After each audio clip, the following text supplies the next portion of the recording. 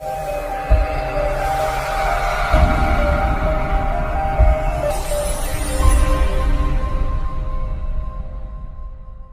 चलिए आज की वीडियो शुरू करते हैं।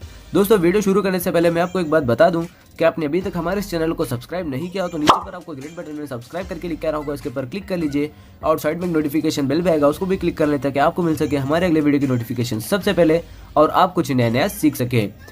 कुछ करिए नस नस मेरी खोले, हाय कुछ करिए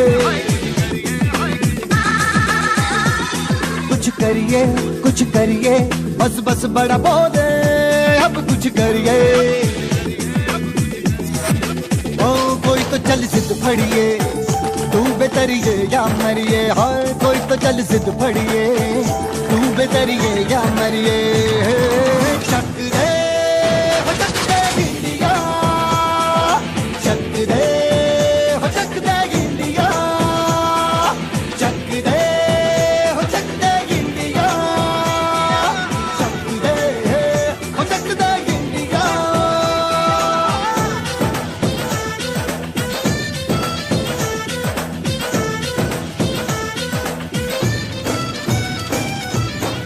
लड़ती पतंगों में भिड़ती उमंगों में। Hello students, good morning.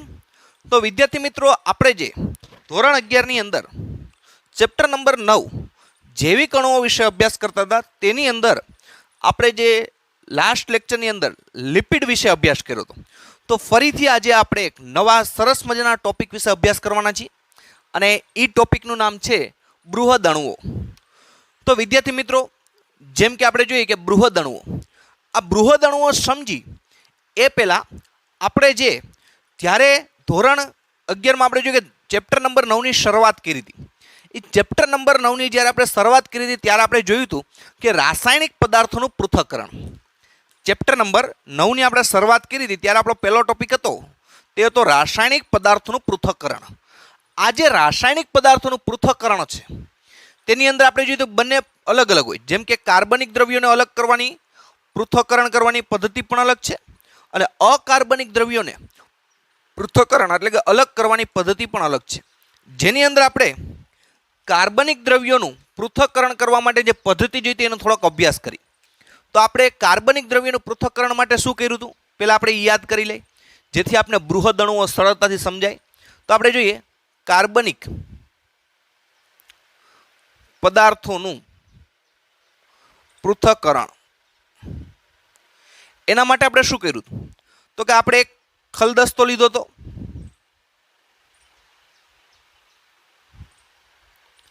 આપણે શું કર્યું ખલદસ્તો લીધો હતો, એની અંદર વિદ્યાર્થી મિત્રો આપણે શું કર્યું હતું તો કે ભાઈ એની અંદર આપણે જીવંત પેશી નાખી હતી। આપણે જીવંત પેશી તરીકે કોઈ પણ લઈ શકીએ, મૂળ અથવા ગાજર, મૂળો, કોઈ પણ વસ્તુ લઈ શકીએ। તો આપણે જીવંત પેશી નાખી હતી। આપણે શું કર્યું હતું તો કે પેલા ખલદસ્તો લીધો હતો,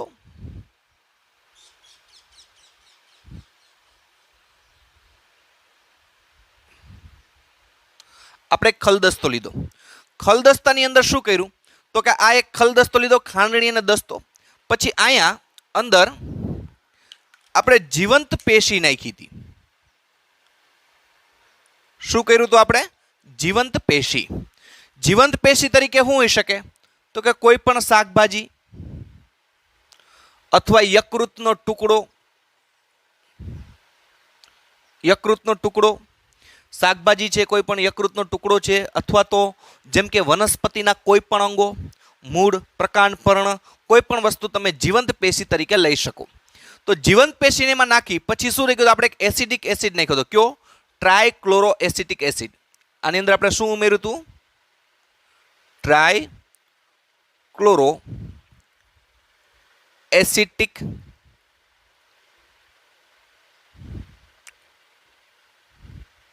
એસિડિક એસિડ। તો આપણે જોઈએ કે જ્યારે આપણે શરૂઆત કરી હતી ચેપ્ટરની ત્યારે અંદર આપણે સમજ્યા હતા કે ભાઈ આપણે જે કાર્બનિક પદાર્થો છે એ કાર્બનિક પદાર્થોનું પૃથ્થકરણ કરવા માટે શું કરવું તો કે પહેલા એક ખલદસ્તો લીધો, પછી એની અંદર કોઈ પણ જીવંત પેશી નાખી હતી કે શાકભાજી નાખો કે યકૃતનો ટુકડો નાખો અથવા તો જેમ કે મૂળ, પ્રકાંડ, પર્ણ, આ કોઈ પણ ભાગ તમે અંદર એડ કરી શકો, એટલે કે એની અંદર નાખી શકો. પછી શું કરવાનું તો કે ભાઈ ટ્રાયક્લોરોએસિટિક એસિડ ઉમેરવાનો. તો ટ્રાયક્લોરોએસિટિક એસિડ નાખી પછી એને ખાંડી નાખવાનું. ખાંડી નાખીએ એટલે આપણે શું થાય કે બે ભેગું થઈને આપણે લુગદી મળે. લુગદી અથવા અર્ધ પ્રવાહી અથવા આપણે પેસ્ટ તરીકે ઓળખી છીએ. પેસ્ટ કે એક પ્રકારની આપણે લુગદી મળે, અર્ધ પ્રવાહી મળે, અથવા શું મળે, એક પ્રકારની પેસ્ટ મળશે આપણે. હવે જે આપણે અર્ધ પ્રવાહી મળ્યું, જે આપણે પેસ્ટ મળી, એને શું કરવાનું તો કે ભાઈ એને એક બીકર લેવાનું. આપણે એક બીકર લઈ લઈએ.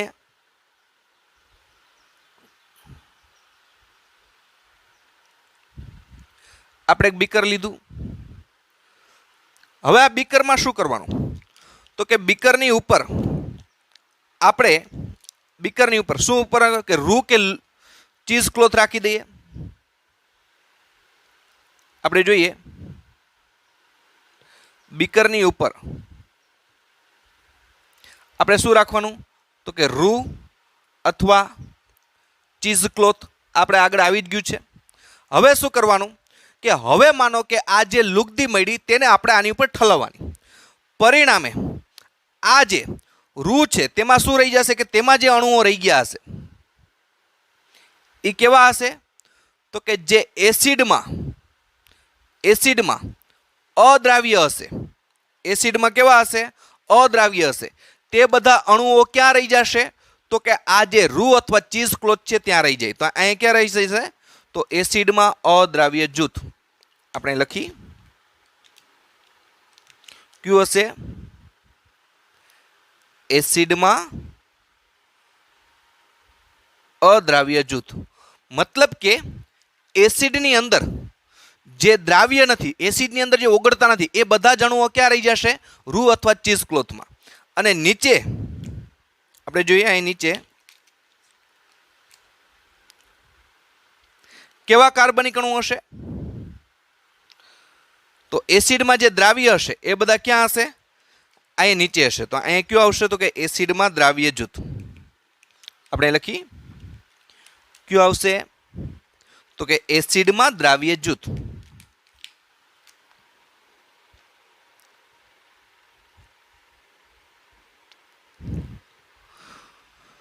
તો એનો મતલબ એમ કે હવે જ્યારે આપણે એક ખલદસ્તો લીધો, ખલદસ્તાની અંદર જીવંત પેશી નાખી, જીવંત પેશી નાખીને તેને અંદર ટ્રાયક્લોરોએસિટિક એસિડ નાખ્યો, પછી એને ખાંડી નાખવાનું અથવા મિક્સરથી મિક્સ કરી નાખી, પછી જે આપણે લુગદી મળે અર્ધ પ્રવાહી જે પેસ્ટ મળી એને અહીંયા બીકર ઉપર રૂ કે ચીઝ ક્લોથ રાખીને પછી એમાં ગાળવાનું. હવે ગાળશો તો અમુક દ્રવ્યના અણુ છે એ ઉપર રહી જશે, અમુક ક્યાં વહી જશે? નીચે. તો જે ઉપર રહી જશે એ બધા કેવા હશે કે જે એસિડમાં દ્રાવ્ય નહોતા, એટલે કે જે અદ્રાવ્ય હતા એ બધા ઉપર રહી જશે, અને એસિડમાં જે દ્રાવ્ય હતા એ બધા ક્યાં રહી જશે? નીચે વહી જશે. તો હવે આપણે જોઈએ કે એસિડમાં દ્રાવ્ય છે એમાં ક્યાં ક્યાં અણુઓ હશે?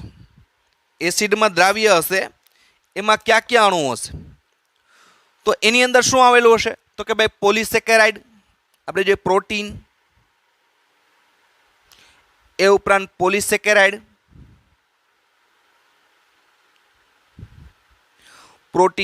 પોલિસેકેરાઇડ. ત્યારબાદ આપણે જોઈએ કે એની અંદર તમને પ્રોટીન પણ જોવા મળશે, પોલિસેકેરાઇડ પણ જોવા મળશે, એ ઉપરાંત લિપિડ, ન્યુક્લિક એસિડ,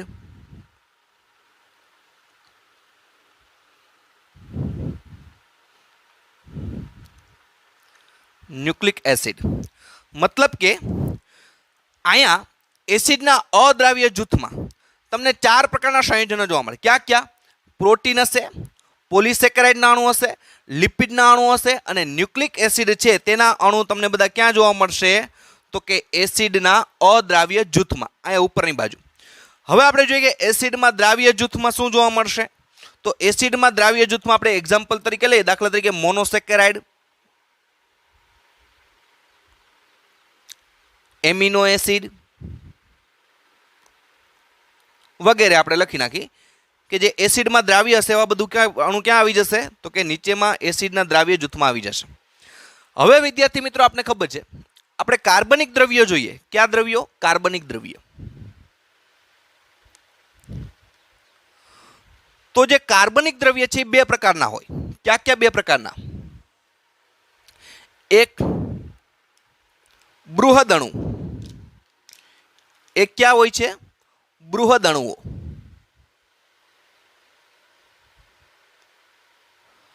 आ बृहद अणुओने बीजू तमे शुं कही शको विद्यार्थी मित्रों? तो के तमे ने कही शको के जे मोटा अणुओ छे जेने आपणे शुं कहीए छीए? बृहद अणु तरीके ओळखीए छीए। तो मोटा अणुओ बृहद अणुओ आवेला होय छे अने ए उपरांत बीजું શું જોવા મળશે? बृहद अणुओ अथवा एम पण कही शको बृहद जैव अणुओ। बृहद जैव अणुओ अने बीजું क्यों જોવા મળશે? तो के આપણે જોઈએ અહીંયા કે બીજું જોવા મળશે તો કે सूक्ष्म अणुओ। सूक्ष्म अणुओ अथवा बीजू जैव सूक्ष्म जैव अणुओ पण कहेवामां आवे छे। सूक्ष्म जैव अणुओ। तो विद्यार्थी मित्रों कार्बनिक द्रव्य बे प्रकारना होय, एक बृहद अणुओ अथवा एने बृहद जैव अणुओ पण कहेवाय એટલે કે મોટા અણુઓ, અને બીજું કે આજે सूक्ष्म अणुओ अथवा તેને શું કહે सूक्ष्म जैव अणु।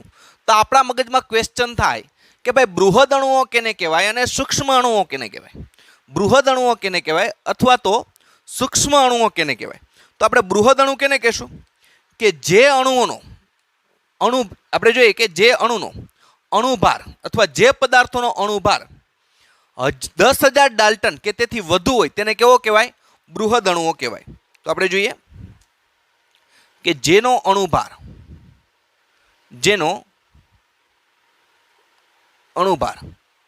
10,000 ડાલ્ટન કે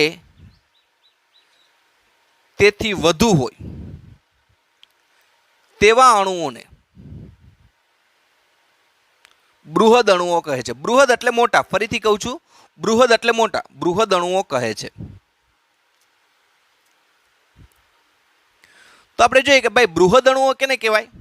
કે જે પદાર્થોનો અણુભાર 10,000 ડાલ્ટન અથવા તો એનાથી વધુ હોય તો તેવા અણુઓને શું કહેવામાં આવે? બૃહદ અણુઓ અથવા તો બીજું શું કહેવામાં આવે? તો કે બૃહદ જૈવ અણુઓ તરીકે ઓળખવામાં આવે છે। તો વિદ્યાર્થી મિત્રો આપણા મગજમાં બીજો ક્વેશ્ચન થાય કે ભાઈ સૂક્ષ્મ અણુઓ તરીકે કેને ઓળખવામાં આવે? તો સૂક્ષ્મ અણુઓ કેને કહેવાય? તો જેનો અણુભાર 1,000 ડાલ્ટન કે તેથી ઓછો હોય તેને સૂક્ષ્મ અણુઓ અથવા સૂક્ષ્મ જૈવ અણુઓ કહેવાય। તો આપણે લખી જેનો અણુભાર 1,000 ડાલ્ટન કે તેથી ઓછો હોય તેવા અણુઓને સૂક્ષ્મ અણુઓ કહે છે। તેવા અણુઓને સૂક્ષ્મ અણુઓ કહે છે અથવા તો સૂક્ષ્મ જૈવ અણુઓ કહે છે। તો વિદ્યાર્થી મિત્રો આપને ક્વેશ્ચન થયો કે ભાઈ કાર્બનિક દ્રવ્ય છે એ બે પ્રકારના હોય તો આપણે તરત ક્વેશ્ચન થવો જોઈએ ભાઈ કાર્બનિક દ્રવ્ય બે પ્રકારના ક્યાં ક્યાં? તો કે એક બૃહદ અણુઓ અથવા બૃહદ જૈવ અણુઓ કહેવાય અને બીજું સૂક્ષ્મ અણુઓ અથવા તો સૂક્ષ્મ જૈવ અણુઓ કહેવાય। તો આપણે જોઈએ કે બૃહદ અણુઓ કેને કહેવાય? તો કે જેનો અણુભાર 10,000 ડાલ્ટન કે તેથી વધુ હોય એવા બધા જ અણુઓને કેવા કહેવાય? બૃહદ અણુઓ કહેવાય। અને સૂક્ષ્મ અણુઓ કેને કહેવાય? કે જેનો અણુભાર 1,000 ડાલ્ટન કે તેથી ઓછો હોય તો એવા દરેક અણુઓને શું કહેવાય? તો કે સૂક્ષ્મ અણુ કહેવાય। તો આપણે લખીએ દાખલા તરીકે આપણે લઈ શકીએ કે કઈ રીતના અણુભાર હોય? તો કે 18 થી 800 ડાલ્ટન સુધી અણુભાર હોય। ક્યાં અણુઓનો? સૂક્ષ્મ અણુઓનો। સૂક્ષ્મ અણુઓનો અણુભાર કેટલો હોઈ શકે છે? તો કે એનો જેનો અણુભાર લગભગ સૂક્ષ્મ અણુનો અણુભાર 18 ડાલ્ટન થી 800 ડાલ્ટન સુધી તેનો અણુભાર હોઈ શકે। એટલે આપણે કહી શકીએ કે જેનો અણુભાર 1000 ડાલ્ટન કે તેથી ઓછો હોય તેવા અણુઓને સૂક્ષ્મ અણુઓ કહેવાય। તો હવે વિદ્યાર્થી મિત્રો હું તમને ફરીથી અહીં લઈ આવું છું।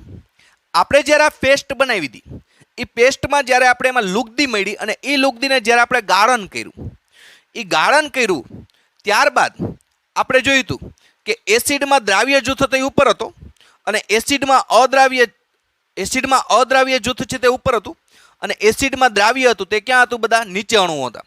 તો આપણે એમ થાય બૃહદ અણુઓ ક્યાં જોવા મળે? તો બૃહદ અણુ છે એ એસિડના અદ્રાવ્ય જૂથમાં જોવા મળશે. બૃહદ અણુ ક્યાં જોવા મળશે?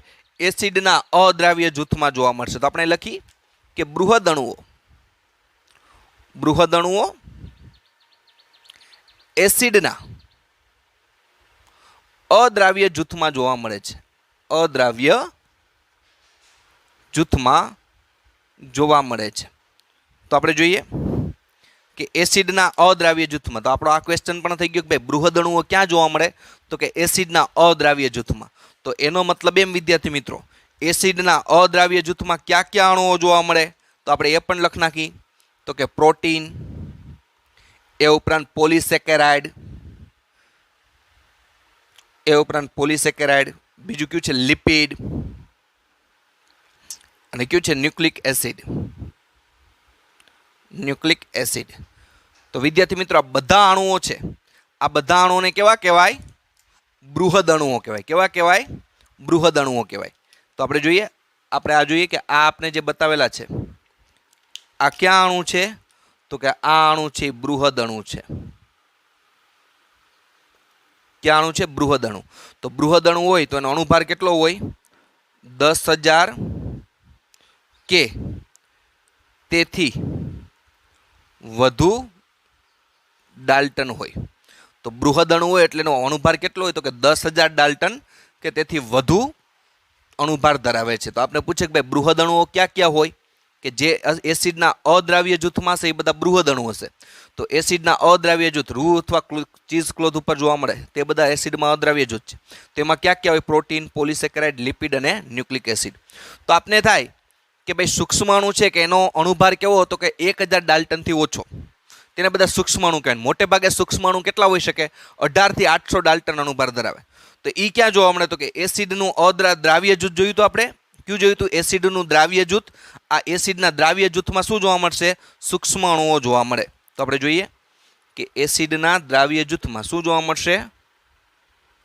સૂક્ષ્મ અણુઓ. અહીંયા સૂક્ષ્મ અણુઓ જોવા મળશે. તો એનો મતલબ એમ કે આનો અણુભાર કેટલો હોય? 1000 ડાલ્ટન કે તેથી ઓછો. અણુભાર કેટલો હશે? 1000 ડાલ્ટન કે તેથી ઓછો હોય. મોટે ભાગે તો 18 થી 800 ડાલ્ટન સુધી તેનો અણુભાર હોય છે. તો એના ઉદાહરણો ક્યાં? તો કે ભાઈ આપણે એ જોયું હતું કે મોનોસેકેરાઇડ, એમિનો એસિડ વગેરે આવા તો ઘણા છે. એ બધા કેવા છે? એસિડમાં દ્રાવ્ય છે કે જે કેવા કહેવાય? સૂક્ષ્મ અણુ કહેવાય. પણ આપણે બીજું કંઈ યાદ નહીં રાખવાનું. 1000 ડાલ્ટન કે તેથી ઓછો અણુભાર હોય તેને સૂક્ષ્મ અણુઓ કહેવાય. તો આપણે લખીએ કે ભાઈ સૂક્ષ્મ અણુઓ ક્યાં જોવા મળે? તો કે સૂક્ષ્મ અણુઓ એસિડના દ્રાવ્ય જૂથમાં જોવા મળે. દ્રાવ્ય જૂથમાં જોવા મળે છે. તેના ઉદાહરણો ક્યાં કહેતા? આપણે એક બે લખી. મોનોસેકેરાઇડ. બીજું ઉદાહરણ કયું? તો કે ભાઈ એમિનો એસિડ. આ એમિનો એસિડ આપણે ચાલી ગયું છે એટલે આપણે ખ્યાલ હોય. હજી આ સેકેરાઇડ ને પોલિસેકેરાઇડને આપણે શીખા નથી એટલે બાકી હોય. ન્યુક્લિક એસિડ પણ બાકી છે, પ્રોટીન પણ બાકી છે. પણ આપણે થોડુંક નામ અત્યારે યાદ રાખી. એમિનો એસિડ વગેરે કેવા છે? સૂક્ષ્મ અણુઓ તરીકે ઓળખવામાં આવે છે. હવે વિદ્યાર્થી મિત્રો આપણે બીજો પ્રશ્ન થાય કે આ લિપિડ છે એ અપવાદ છે. આપણે લખી કે લિપિડ અપવાદ છે. લિપિડ છે અપવાદ શું કામ છે? કારણ કે લિપિડનો જે અણુભાર છે, અણુભાર તે 800 ડાલ્ટન થી પણ ઓછો છે.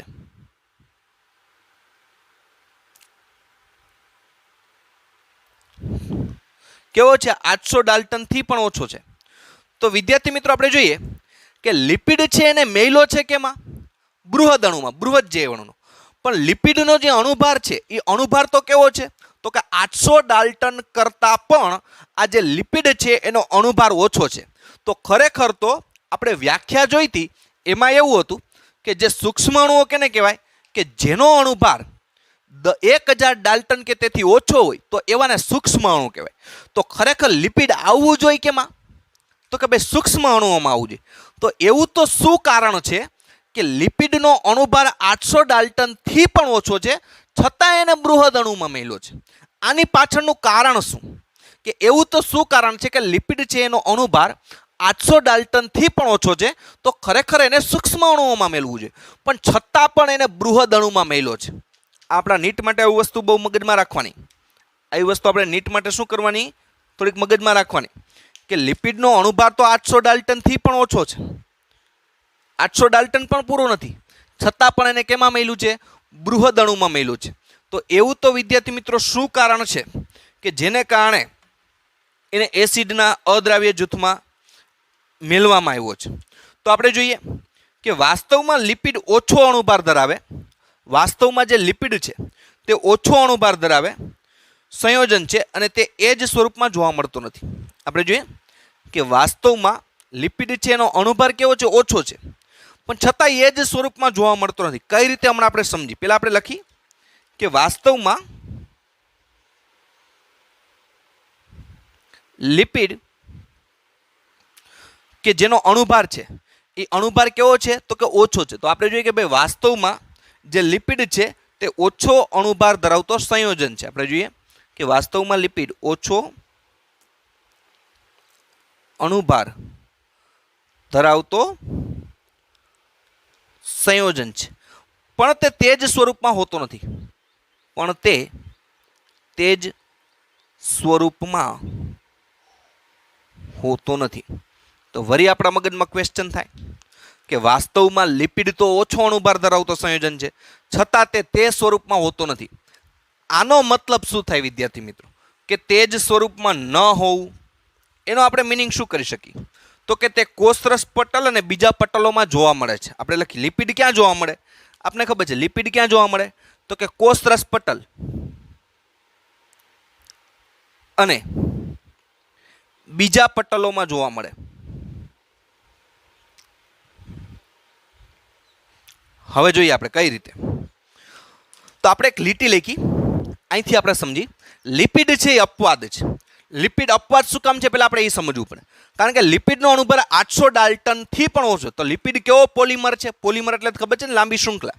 તો લિપિડ કેવો પોલિમર છે, તો કે જેનો અણુભાર 800 ડાલ્ટનથી પણ ઓછો છે. તો ખરેખર તો આપણે લિપિડને ક્યાં મેળવવો પડે, તો કે ખરેખર આપણે જોઈએ તો લિપિડને આપણે સૂક્ષ્મ અણુઓમાં મેળવવો પડે. તો એવું તો શું કારણ છે કે લિપિડને બૃહદ અણુમાં મેળવો? તો એના માટે આપણે એક કારણ જોયું કે લિપિડનો અણુભાર ઓછો ધરાવતું સંયોજન છે, છતાં તે જ સ્વરૂપમાં નથી હોતું. પહેલાં તો આપણે એ ખબર હોય લિપિડ જોવા ક્યાં મળે, તો આપણે ચેપ્ટર નંબર 8 ની અંદર શીખ્યા હોય કે કોષરસ પટલ છે એ કોષરસ પટલમાં લિપિડનું બનેલું છે. એ ઉપરાંત જેમ કે આપણે કોષરસ પટલ, કોષની અંદર એક અંગિકા છે, અંગિકા કઈ, તો કે લાઇસોઝોમ્સ, લાઇસોઝોમ્સના ફરતે પટલ હોય એમાં પણ લિપિડ હોય. તો કોષરસ પટલમાં કયા સ્વરૂપે હોય લિપિડ, તો કે ખાલી લિપિડ ન હોય,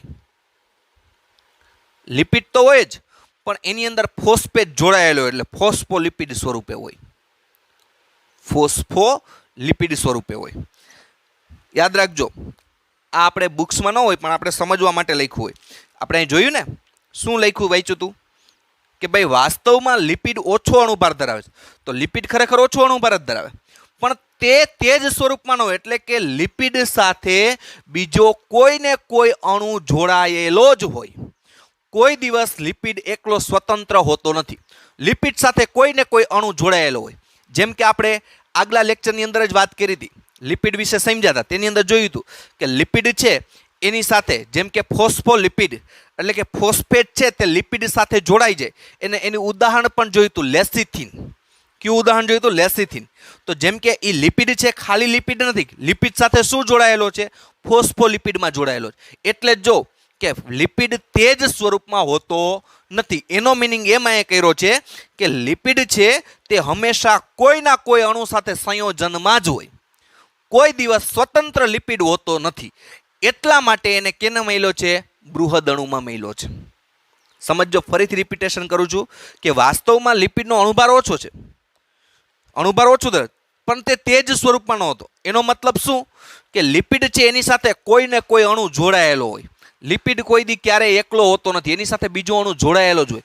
એક્ઝામ્પલ તરીકે લઈએ તો કે ભાઈ કોષરસ પટલ, તો કોષરસ પટલમાં લિપિડ જ ન હોય, લિપિડ સાથે ફોસ્ફેટ જોડાયેલો એટલે ફોસ્ફોલિપિડ. એટલે આપણે શું બોલી? ફોસ્ફોલિપિડ, કારણ કે ફોસ્ફેટ સાથે જોડાયેલો છે. એટલે ફોસ્ફોલિપિડ. તો લિપિડ એક જ નથી, એની સાથે ફોસ્ફેટ જોડાયેલો છે. તો હંમેશા કોઈની સાથે જોડાયેલો હોય એટલે એને કેમાં મળ્યું છે? બૃહદણુમાં. બીજા પટલોનું કીધું છે કે બીજા પટલોમાં હોય, તો આપણી બુક્સમાં નથી પણ આપણે બીજા પટલોમાં એક ઉદાહરણ લઈ શકીએ. લાઇસોઝોમ્સનું પટલ. લાઇસોઝોમ્સ અંગિકા છે, જેને આપણે શું કહીએ? સુસાઇડ બેગ પણ કહીએ. આપણે 11માની અંદર ચેપ્ટર નંબર 8ની અંદર આવ્યું સુસાઇડ બેગ, બરાબર છે, કારણ કે એ ફાટે છે અને કોષનો નાશ થાય. તો લાઇસોઝોમ્સના ફરતે જે પટલ આવેલું છે એ પટલ છે એ કેનું બનેલું છે? લિપોપ્રોટીન. લિપોપ્રોટીન શેનું બનેલું છે? લિપોપ્રોટીન. તો અહીંયા જોવો જ વિદ્યાર્થી મિત્રો, લિપિડ એકલો નથી, લિપિડ સાથે પ્રોટીન જોડાયેલો છે. લાઇસોઝોમ્સ આપણે કીધું ને બીજા અન્ય પટલોમાં પણ લિપિડ છે એ સંયોજન સ્વરૂપે જ હોય. ક્યાં રીતે? તો કે ભાઈ લિપિડ એકલો નથી, લિપિડ સાથે પ્રોટીન જોડાયેલો છે. કેમાં? તો કે લાઇસોઝોમ્સમાં. લાઇસોઝોમ્સ અંગિકા છે, કોષની અંદર જોવા મળતી અંગિકા છે, જે આપણે ચેપ્ટર નંબર 8ની અંદર શીખ્યા છે. તો લાઇસોઝોમ્સ એક અંગિકા છે જે કોષની અંદર જોવા મળે છે, અને લાઇસોઝોમ્સના ફરતે જે પટલ આવેલું છે એ પટલ છે કેનું બનેલું છે? તો કે લિપોપ્રોટીનનું બનેલું છે. લિપોપ્રોટીનની સંધિ છૂટી કરો તો એવું થાય કે લિપિડ પ્લસ પ્રોટીન બે જોડાઈને પટલ બન્યું છે. તો અહીંયા લિપિડ સાથે અણુ છે કે નહીં, એટલા માટે લિપિડને કેમાં મળ્યો છે? બૃહદ અણુની અંદર મૂકવામાં આવ્યો છે. તો હવે વિદ્યાર્થી મિત્રો બીજું જોઈએ. બીજું તેવું શું કારણ છે કે જેને કારણે લિપિડ છે તેને કેની અંદર મૂક્યો છે? બૃહદ અણુની અંદર મેલ્યો છે. તો જ્યારે આપણે પેશી વાટીએ ત્યારે કોષીય સંરચનાનું વિઘટન થાય, અને કોષરસ પટલ અને અન્ય બીજા પટલો ટુકડા થઈ જાય ત્યારે તે પુટિકા બને છે, જે પાણીમાં અદ્રવ્ય હોય. શું થાય કે જ્યારે આપણે એને વાટીએ, કોઈ પણ આપણે વાટીએ, બરોબર છે, તો જ્યારે આપણે એને વાટીએ ત્યારે એની અંદર જે સંયોજનો છે એ બધા તૂટે, અને તૂટે ને ત્યારે જે કોષરસ પટલ છે, બધા સંયોજનો કેવા થાય? જ્યારે આપણે એને પેશીને વાટીએ છીએ તો પેશીની અંદર શું હોય? કોષો હોય, બરોબર છે. તો કોષના ફરતે કોષરસ પટલ હોય જ. તો જ્યારે આપણે કોઈ પણ પેશી હોય, પેશીને આપણે વાટીએ, એ વાટીએ ત્યારે શું થાય કે કોષીય સંરચના વિઘટન પામે, અને વિઘટન પામે ને ત્યારે તે કયા સ્વરૂપે? લિપિડ કોષરસ પટલ છે કયા સ્વરૂપે હોય? લિપિડ છે કયા સ્વરૂપે? આ રીતના પુટિકાઓ સ્વરૂપે હોય. પુટિકા સ્વરૂપે. આને શું કહેવાય? પુટિકાઓ સ્વરૂપે. તો પુટિકા છે એ એસિડમાં તો કેવી છે? પાણીમાં કેવી છે? અદ્રાવ્ય છે. આ પાણીમાં કેવી છે? અદ્રાવ્ય છે. તો ભલે કોષરસ પટલ છે એને તમે જ્યારે કોઈ પણ સંરચના છે, આપણે જોઈએ કે કોઈ પણ પેશી છે તેને તમે વાટો ત્યારે શું થાય કે એની કોષીય સંરચના તૂટે. કોષીય સંરચના તૂટે ને એટલે જે આ કોષરસ પટલ છે ને પુટિકાઓ સ્વરૂપે, કારણ કે લિપિડ છે કયા સ્વરૂપે હોય? પુટિકાઓ સ્વરૂપે હોય. હવે આ પુટિકા સ્વરૂપે હોય તો પાણીમાં કેવું થઈ જાય? અદ્રાવ્ય થઈ જાય. તો પરિણામે આપણે જોયું હતું કે જે એસિડમાં અદ્રાવ્ય હોય તો પુટિકા છે એ પુટિકા બધી ક્યાં રોકાઈ જાય? તો કે રૂ અથવા ચીઝ ક્લોથ છે અહીંયા પુટિકા રોકાઈ જાય, કારણ કે આ તો રૂમાંથી પસાર ન થઈ શકે. આવી પુટિકાઓ તો શું ન થઈ શકે? તેમાંથી પસાર ન થઈ શકે. એટલે પણ તેને કેમાં મળ્યા છે? બૃહદ અણુઓમાં મળ્યા છે. તો બીજું કારણ શું છે વિદ્યાર્થી મિત્રો? આપણે રિપીટેશન કરી કે જ્યારે આપણે કોઈ પણ પેશીને વાટીએ ત્યારે એ પેશીને વાટીએ ત્યારે એમાં કોષીય સંરચના વિઘટન પામે. વિઘટન પામે ત્યારે લિપિડ છે કયા સ્વરૂપે બનતું જાય? પુટિકાઓ સ્વરૂપે. અને પુટિકા છે પાણીમાં કેવી થઈ જાય? અદ્રાવ્ય થઈ જાય. એટલે પરિણામે ક્યાં રોકાઈ જાય? એસિડના અદ્રાવ્ય જૂથમાં રોકાઈ જાય. તો જે એસિડના અદ્રાવ્ય જૂથમાં હોય એને આપણે કેમાં લીધા છે? બૃહદ અણુમાં લીધા છે. તો આપણે બીજું કારણ પણ મળ્યું કે આ કારણે પણ એને ક્યાં મળ્યું છે? એસિડના અદ્રાવ્ય. તો બે કારણ જોયા. એક કારણ એ કે ભલે 800 ડાલ્ટન છે છતાં પણ એને મેલું કું કામ? સૂક્ષ્મ અણુઓમાં. શું કામ? તો પેલું કારણ એ વાસ્તવમાં લિપિડ છે એ લિપિડ છે એનો અણુભાર ઓછો છે, પણ કોઈ સાથે સંયોજનમાં હોય, કોઈ સાથે જોડાયેલો, એકલો ન હોય, એટલે પણ હોય. તો ઉદાહરણ જોયું કોષરસ પટલ છે એમાં ફોસ્ફોલિપિડ, ફોસ્ફોસ સાથે લિપિડ, અને બીજું અંગિકા લીધી આપણે કોષની અંદરની લાઇસોઝોમ્સ, એનું પટલ છે લિપોપ્રોટીન, એટલે કે લિપિડ સાથે પ્રોટીન, એટલે આ રીતના સંયોજનમાં જ હોય. એટલે એનો અણુભાર કેવો વધી જાય. એટલે આપણે જોઈએ કે તેને બૃહદ અણુમાં જ મેળવા. બીજી વસ્તુ આપણે એ જોઈ કે જ્યારે તમે કોઈ પણ પેશીને વાટો ત્યારે કોષીય સંરચના, કોષની અંદર જે પણ સંરચના છે એ બધી છૂટી પડતી જાય. છૂટી પડતી જાય તેમાં લિપિડના અણુ છે એ પુટિકા સ્વરૂપે હોય. તો પુટિકા હોય પાણીમાં કેવી હોય? અદ્રાવ્ય. આવી પુટિકા સ્વરૂપે આવું ગોળ ગોળ રચના થઈ જાય એટલે પુટિકા કહેવાય. તો પુટિકા હોય પાણીમાં અદ્રાવ્ય, પરિણામે અદ્રાવ્ય છે એટલે ક્યાં રહી જશે? રૂ અથવા ચીઝ ક્લોથમાં રોકાઈ જશે, નીચે જશે નહીં. એટલા માટે પણ એને કેમાં મેલી છે? એસિડના અદ્રાવ્ય જૂથમાં મેલું છે. તો આપણે કહી શકીએ આ કારણસર પુટિકા છે એસિડના અદ્રાવ્ય જૂથમાં અલગ થઈ જાય અને બૃહદ આણ્વીય અંશનો ભાગ બને છે. શું બની જાય? કે એસિડના અદ્રાવ્ય જૂથમાં રહી ગયું तो एसिडना अद्राव्य जूथमां पुटिका रही जाए एटले केमां आवी जाए?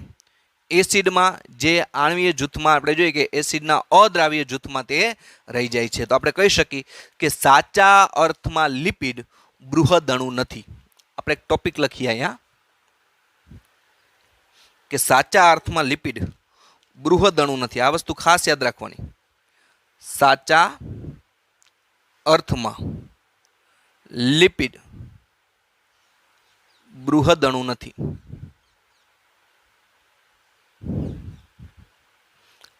बराबर है। आपने कदाच नीट में एमसीक्यू पूछाय कि आमांथी आ बधाय बृहद अणु ज कहेवाय, protein, polysaccharide, lipid, nucleic acid. पण एवो तो क्यो बृहद अणु छे जे साचा अर्थमां बृहद अणु नथी, पण ई अणु बीजा साथे जोड़ायेलो होय एटले ते शुं कहे छे तेने एसिडना अद्राव्य जूथमां लीधो छे। तो साचा अर्थमां बृहद अणु क्यो नथी? लिपिड। आवुं एमसीक्यू माटे खास याद राखवानुं। आपणे एम पूछे कि भाई साचा अर्थमां क्यो एवो अणु छे जे बृहद अणु नथी? एने लीधो छे बृहद अणुमां, पण खरा अर्थमां ते बृहद अणु नथी। तो एवो क्यो अणु? तो के भाई लिपिड छे एवो छे। त्यारबाद आपणे जोईए के एसिडनुं जे द्राव्य जूथ छे, विद्यार्थी मित्रों आपणे जोईए एसिडनुं जे द्राव्य जूथ छे। हवे आ थोड़ुंक बोर्डवर्क तमारी रीते उतार नाखो। तमने जे आम अगत्यना टॉपिक लागता तमे करी ल्यो, कारण के आपणे थोड़ुंक लखवानुं छे, स्पेसनो अभाव छे। आया पण बृहद अणु अने बृहद जैव अणुओ छे। जे रीतना तमने अहींया बोर्डवर्क करेलुं छे ए रीतना ज करवुं, जेथी तमने शुं थाय के वांचवामां पण सरळता रहे अने टॉपिक एकदम इजीली तमने समजाई जाय। तो विद्यार्थी मित्रों आपणे तमारे स्क्रीनशॉट पाडी ल्यो अने आ जोई ल्यो, कारण के हूँ जग्यानो अभाव छे एटले थोड़ुंक काढी नाखुं छुं। एसिडना द्राव्य जूथ तो आपणे जोईए અહીં લખી એસિડમાં દ્રાવ્ય જૂથ। એસિડમાં દ્રાવ્ય જૂથ એટલે આપણે ખબર પડી જાવી જોઈએ ક્યાં અણુ? सूक्ष्म अणु। बरोबर है कि जे केनु प्रतिनिधित्व करे छे? लगभग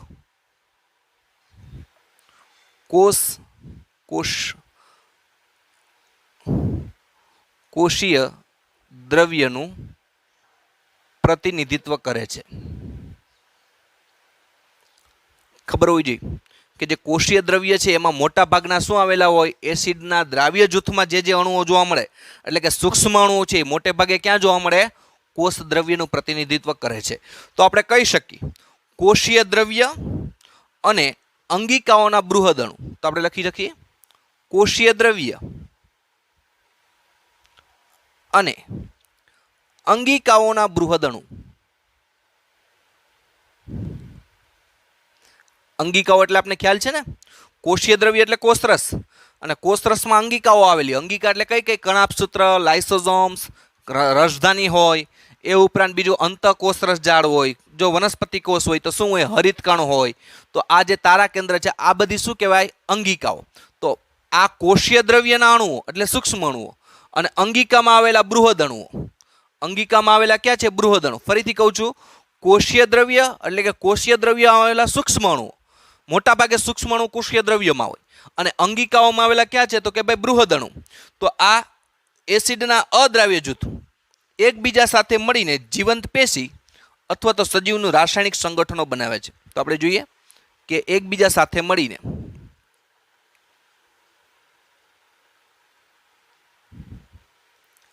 जीवंत पेशी आपणे जोईए के एकबीजा साथे मळीने शुं करे छे? आ बृहद अणु। बृहद अणु एटले क्या अणु? बोलो जी। आ बृहद अणु छे एटले क्या अणु? तो के एसिडना अद्राव्य जूथमां। एसिडनुं अद्राव्य जूथ। तो एसिडनुं जे अद्राव्य जूथ होय त्यां शुं आवेલું होय? तो के भाई बृहद अणु आवेला होय। तो आपणे जोयुं के कोषीय द्रव्य अने अंगिका ना जे बृहद अणु छे ते एकबीजा साथे मळीने जीवंत पेशी अथवा तो सजीवनुं रासायणिक संगठन बनावे। जीवंत पेशी के सजीवनुं रासायणिक संगठन बनावे छे। रासायणिक संगठन बनावे छे। तो आपणे जोईए विद्यार्थी मित्रों कई रीते। तो आपने खबर होय के एसिडनुं जे द्राव्य जूथ छे एटले के जे सूक्ष्म अणुओ छे ए लगभग कोषीय द्रव्य प्रतिनिधि એટલે કે કોષનું જે દ્રવ્ય છે એની અંદર મોટા ભાગે શું આવેલા હોય? તો કે સૂક્ષ્મ અણુ આવેલા હોય। તો કોષીય દ્રવ્ય એટલે કે સૂક્ષ્મ અણુ અને અંગિકાઓમાં જોવા મળતા ક્યાં છે? બૃહદ અણુ। બૃહદ અણુ તરીકે શું શું હોય આપણે જોઈ ગયા છે। એ એકબીજા સાથે મળી જાય એટલે કે સૂક્ષ્મ અણુ અને બૃહદ અણુઓ બે ભેગા થઈને કોષોનું શું બનાવે છે? રાસાયણિક સંગઠન છે તેનું પ્રતિનિધિત્વ કરે છે. સંક્ષિપ્તમાં આપણે એમ કહી શકીએ કે જીવંત પેશીઓમાં પ્રાપ્ત થતા રાસાયણિક સંગઠનમાં વિપુલ માત્રામાં આપણે એને શ્રેણીબંધ ગોઠવીએ કે જીવંત પેશીમાં જે પણ રાસાયણિક સંગઠનો મળે છે એને આપણે શ્રેણીબંધ એટલે કે ક્રમમાં ગોઠવીએ તો આપણે જોતા ખબર પડશે કે એમાં પાણી છે તે સૌથી વધુ રાસાયણિક જોવા મળે. કયો રાસાયણ સૌથી વધુ જોવા મળશે? પાણી છે તે સૌથી વધુ જોવા મળે છે. તો આપણે જોઈ લઈએ કે કોષોનું સરેરાશ બંધારણ જોઈએ. આપણે કોષોનું સરેરાશ બંધારણ તો આપણે શું કીધું કે જ્યારે કોઈ પણ આપણે જીવંત પેશી હોય એનું જે રાસાયણિક સંગઠનો છે આપણે કહી શકીએ કે જે જીવંત પેશી છે એમાં પ્રાપ્ત થતા જે રસાયણો છે એ રસાયણોને તમે ક્રમમાં ગોઠવશો તો તમને જોવા મળશે કે એમાં પાણી છે તે સૌથી વધુ જોવા મળે છે. તો આપણે જોઈએ કે ઘટક શું લેવાનું? પહેલા આપણે ઘટક લઈએ. કોઈ પણ ઘટક હોય આપણે જોઈએ ક્રમ બાય ક્રમ હમણાં ઘટકો લેતા જશું. અને એ ઉપરાંત કોષોમાં જોવા મળતો તેનો શું જોવા મળે? તો કે કોષીય ભારના પ્રતિશત પ્રમાણે, કુલ કોષીય ભારના પ્રતિશત પ્રમાણે, કુલ કોષીય ભારના પ્રતિશત પ્રમાણે એટલે કે ટકાવારીમાં. તો વિદ્યાર્થી મિત્રો પહેલો ઘટક આપણે જોઈએ તો કે પાણી. પાણી છે એ કોષમાં એનું પ્રમાણ કેટલું હોય? તો કે લગભગ 70 થી 90% જેટલું શેનું પ્રમાણ હોય? પાણીનું પ્રમાણ હોય છે.